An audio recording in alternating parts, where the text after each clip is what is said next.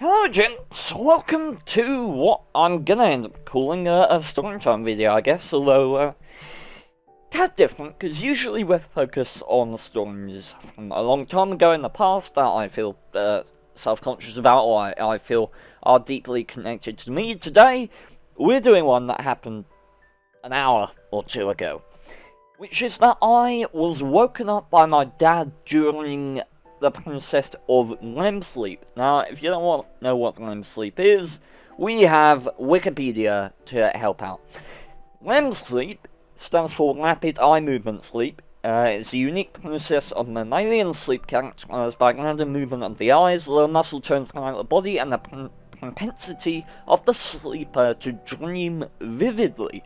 Now, that's exactly what we're going to talk about, because there's theories among scientists. Obviously it's very hard to confirm, but the generally accepted consensus is that we dream a lot. Each and every one of us has hundreds of dreams every single night that you could kind of characterize or catalogue into different things, different types, different genres of dream, if you like.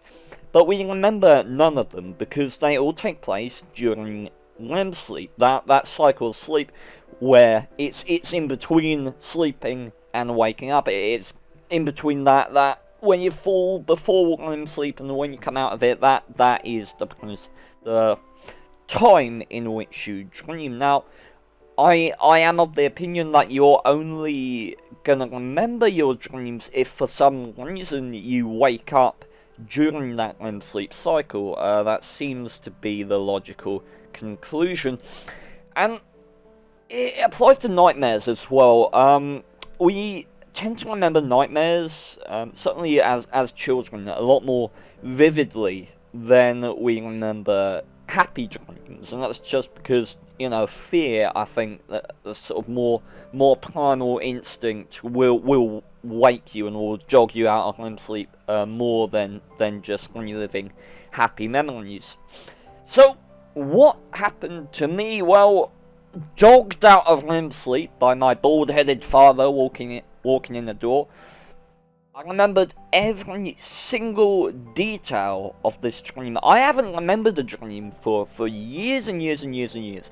And then I wake up, and it's just all there. All of it, these vivid details. And what's fascinating is that there were some details contained within the dream that I didn't even know, that I would not be able to call to mind now. But I can remember that they were there, and that they were right. Things like, well, at one point I found my first games console. I found my old Game Boy Advance, and I found my Pokemon game in there that had been stolen when I was younger, and it had all the names, the customized names of my individual Pokemon. All of them were like, I don't even know those. It's great. Alright, so let's start at the beginning, if that's a thing that you can do with REM sleep, with a dream in itself. We all know from Inception, and from dreaming, if you guys have dreams that you remember, you don't particularly remember the start of your dreams. You always just remember or recall. I mean, maybe we dream the start of dreams, waking up on the floor somewhere, but I doubt it, seeing as it's just an amalgamation of all these memories in your mind thinking.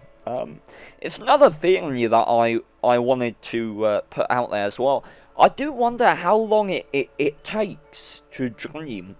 I mean, this is a dream that in the dream world went on for days. You know, days and days and days and days. And in reality, I reckon my mind was only at it for 7 seconds, 10 seconds. That would support the idea that we have multiple dreams, and also the fact that we don't remember any of them. Because in theory, if it took as long to dream those dreams as it does to actually live in the dream world, then people would remember a lot more of their dreams, because it'd be much more common to wake up during that period. So I would imagine seconds is all it took me to actually formulate this miniature world, which is just fascinating to me.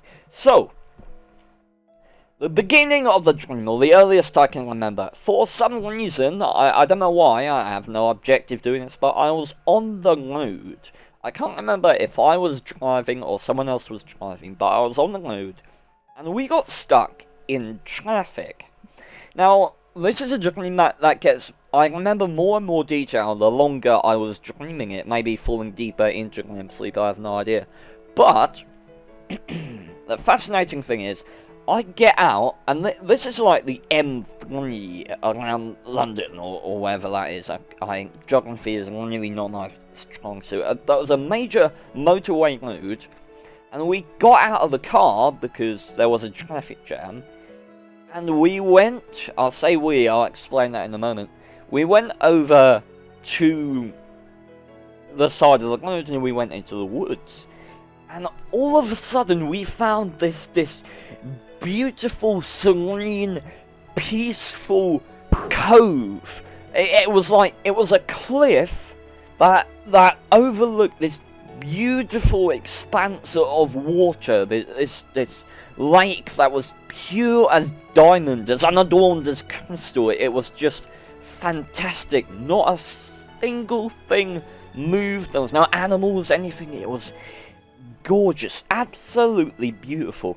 And me and my sister, who, as a matter of fact, was Jennifer Lawrence in the Hunger Games, which, okay, it's a shame we were sisters, because I would have liked some other relations, but, we decided to jump in. I'm trying to remember if she had to get into a bathing suit to do that. Ah, stop it! Perverted mind, go away! So, we decided to jump in. It was beautiful, because we had left our car. I like the way Jennifer Lawrence just came out of nowhere. Because I'm pretty sure at the start I was in the car alone. And then suddenly I had Jennifer Lawrence as my sister, so... Okay, so we decided to jump off the cliff, so we plummet down, ending in a huge splash of happiness and tranquility. And it was happy, it was fine, it was blah blah blah, and then... nothing. It just... that portion of the dream ended. And I woke up in a facility. Both me and Jennifer, bless her heart, were in a facility. And Jennifer's sister turns up out of nowhere. I don't even know if she has a sister, but in the dream world she does. And more things. I can't remember what happened, but days and days and days passed. We were living in this facility run by this Miss Trunchbull-like character, you know. She was a really fierce, mean character who was, she was Stormbreaker character. Stormbreaker. Ah, we got the internet. Who starred in Stormbreaker? Stormbreaker cast.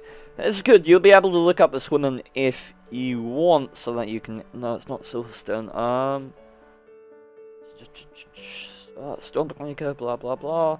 It was the evil accomplice woman. We're sorry something went wrong, please try again, wait, yeah, try, what the hell kind of shenanigans are going on here? Okay, it's, Sophie Okonedo? I'm not sure, but she had, like, a really weird accent.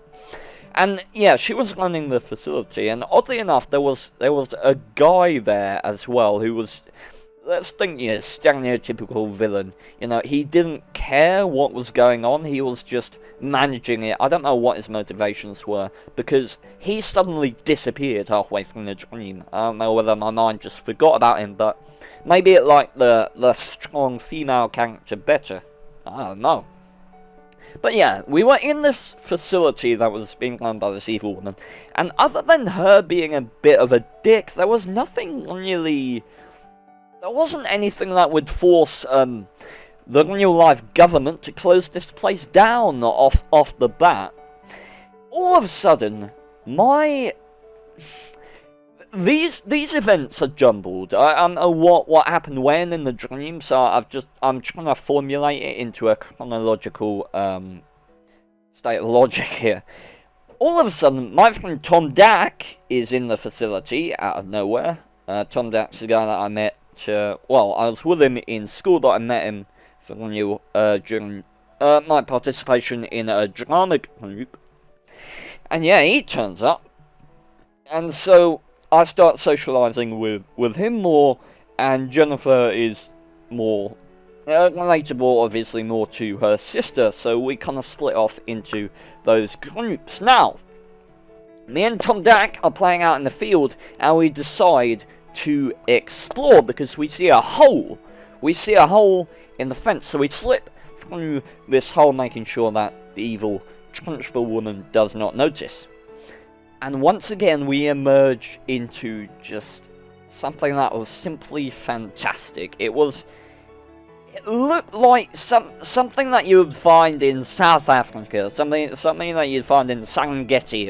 It was this pool, this very large lake. It was kind of beautiful? It was kind of murky as far as I remember, actually, but not murky. Just it looked like the water you might find in the Amazon. And so yeah, it was just all of that, and then a field extending all the way to the forest, the green forest. It seemed that continued at the back. So I don't know where the hell this facility was, or whether when we crawled through that fence we emerged into an alternate reality. But we decided once again to go swimming. That as my mind's thinking water. I don't know. Swimming seems to be a common theme here. We'll see. But yeah, we were swimming. And then all of a sudden, I don't know why, but we were near the edge of the water, just on the side. I'm gonna go with we were having a conversation. I'm pretty sure we weren't making out or anything, because that would be very, very odd. But I'm pretty sure we were having a conversation, just leaning on the edge. And then we started feeling stuff moving around our feet. And now normally that would be quite freaky, but for some reason we weren't alarmed until the things started biting. And I got out pretty quickly, but I had to pull Tom out as he was being just chunks were getting taken out of him. I pulled him out to the side, and his feet were covered in bite marks that were centimeters deep. And we looked around, and for some reason there were piranhas all around on the land. There were dead piranhas on the land, and it became clear that piranhas had actually... Oh, I remember! Before that, we weren't by the side of the pool. We were in the middle, and Tom started kicking water, and I told him not to do that because it would attract crocodiles. And then we went to the edge to discuss that, and then he got eaten by piranhas. Well, he didn't get eaten. His feet were messed up by piranhas. And we were looking around at these piranhas. Then all of a sudden, the sheriff of Nottingham comes... No, he does. We look around, and there are tigers emerging from the woods. About half a dozen of these beautiful animals. Tigers just slowly approaching us, in hunt mode. They were close to the ground, sort of dragging themselves along like that, sort of growling, this deep growl that instilled fear into our hearts. And so I told Tom to get up, and he's struggling very greatly to get up, so I give him a hand to his feet, and we're looking at these tigers, and I come up with a genius idea, and I tell him, put your hand around my shoulder. So I grab his shoulder like that, and I'm supporting his weight, and we make it look like we're a very, very large animal, and we start gesturing towards the tigers, swiping at them, and we're doing enough to keep them at bay while we slowly retreat back into the hole in the wall where the facility was. I don't know why these tigers didn't just follow us, but they seemed to disappear after we got back through the hole in the wall. They didn't follow us. So yeah, we got chased back into the facility by a group of angry tigers, because that's a thing that happens. And then Tom disappeared after that. And we had these individual, I think we had rooms in the facility rather than cells. But yeah, I remember just randomly going into a room where there was a games console set up with a solitary TV under a window that the window had bars on it. I remember finding behind the door, it wasn't hidden or anything, but behind the door there was a cupboard with a very small drawer. The drawer was only about that deep. And I opened it, and it was clutter like hell. There was loads of stuff, and the only thing I can remember of significance being in that drawer was my first Game Boy. Now, the odd thing is, it wasn't my first Game Boy, but I felt like I'd owned it before, because my first Game Boy was white, and this one was purple. Was purple and black, I think.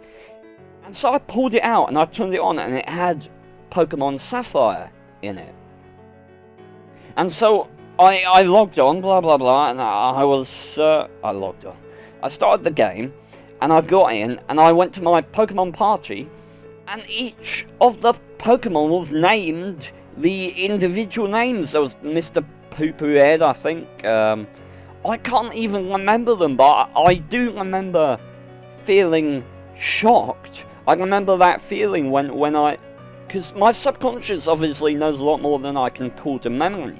So I knew that this was my game. It was my Pokemon game that had been stolen. And so from that we knew that the person who stole my Game Boy game, and my Game Boy when I was younger, was at this facility. Okay? See, the plot's thickening now. So someone who stole my Game Boy was at that facility. That's good info. Cool.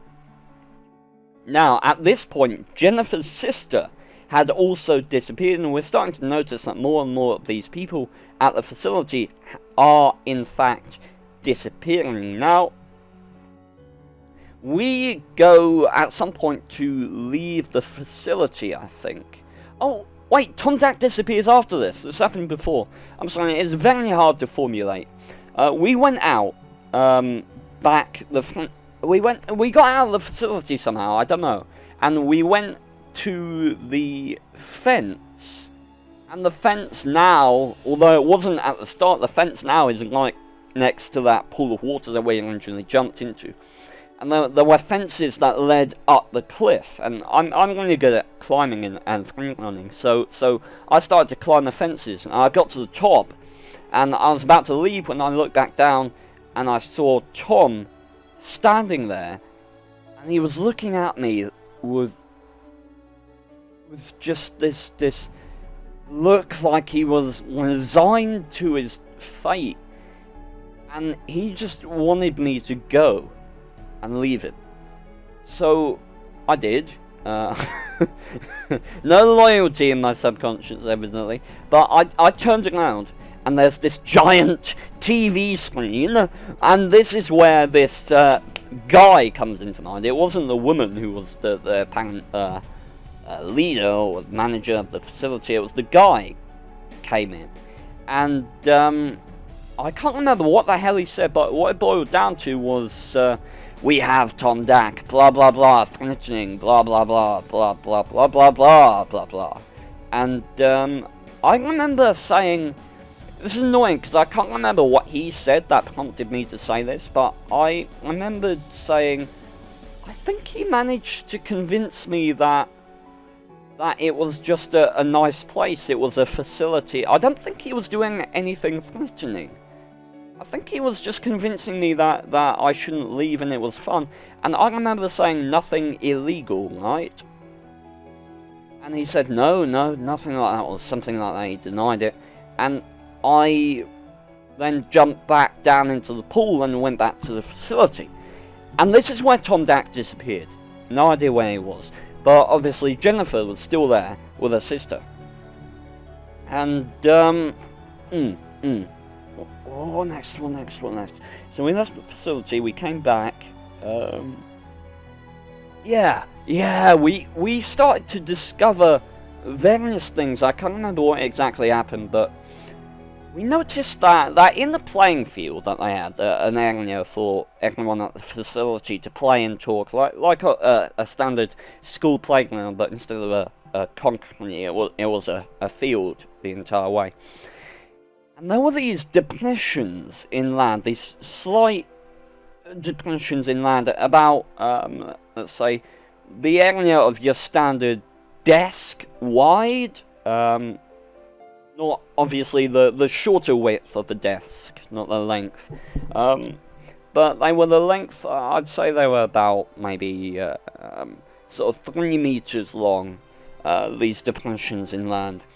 And we obviously we didn't think anything of them, but I overheard the evil woman once when I was supposedly sleeping in my cell or room or whatever you want to call it.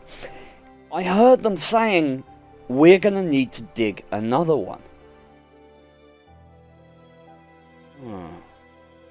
Curious. And so one thing led to another, and eventually I'm up with Jennifer, and we're digging these depressions out, and we find Grundy's sister in, obviously dead, under 1 foot of earth. Evidently my mind didn't consider the obvious point that we would have clearly been able to smell that along with everyone else for 6.5 miles. Not to mention the bloody tigers next door. No, but yeah, her sister was in under the ground, and Tom was there as well, along with a load of other people. Every single one of those depressions was filled with bodies. And now I don't remember the exact details of how we managed it, but we got out of the facility. I'm sure it was very dramatic and exciting, but I cannot for the life of me remember what happened. I just remember me and Jennifer just got out somehow. And then all of a sudden we're at the Chrysler building in Japan. I don't know why exactly. But one thing that I do remember is that Jennifer's father turned up, who was obviously logically my father as well, but he didn't react to me at all. It's almost like I was watching at this point. I was observing a film rather than actually participating in the dream. But yeah, it turned out that Jennifer's father was Liam Neeson. So that's cool, I guess. So I'm Steve Neeson now, apparently. Whatever. But yeah, so he suddenly gets a call from the female manager of the facility, because I guess the way my mind put it together is someone's daughter has been kidnapped. Liam Neeson! It just grabs onto that, and suddenly Liam Neeson is my dad. So cool. So, yeah, he gets a Skype call, or whatever, a video conference call from the female leader of the facility. And this is where my knowledge kind of breaks down. As far as I know, or can assume, or would be able to tell you, just from Liam Neeson characters, he then goes on a revenge quest to kill all of them. I have no evidence to substantiate this, because he got his daughter back, and me. But yeah, I have no clue what happened after that. We were just at the castle building, and then there was a call, and then I guess that's when my dad jumped me out of REM sleep, because that's the end. I have no idea what happened after that.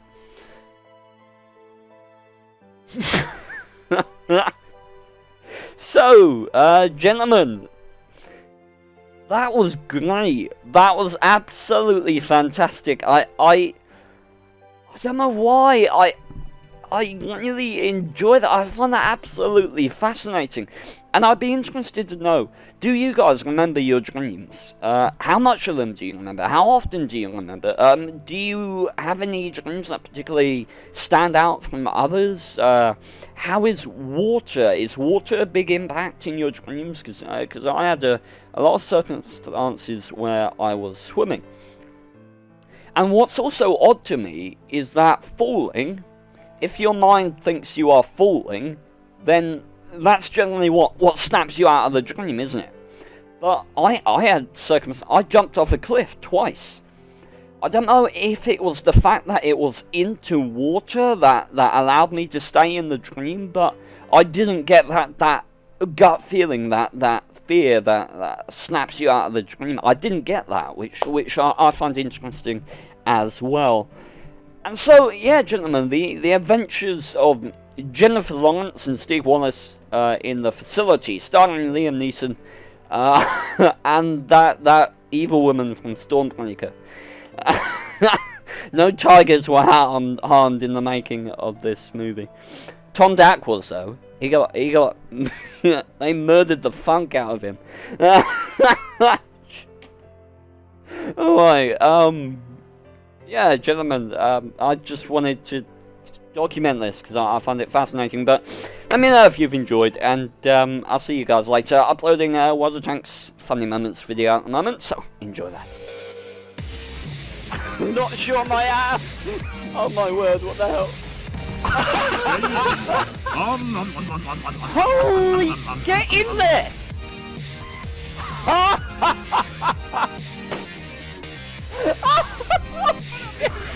Nope. That ass! Yes!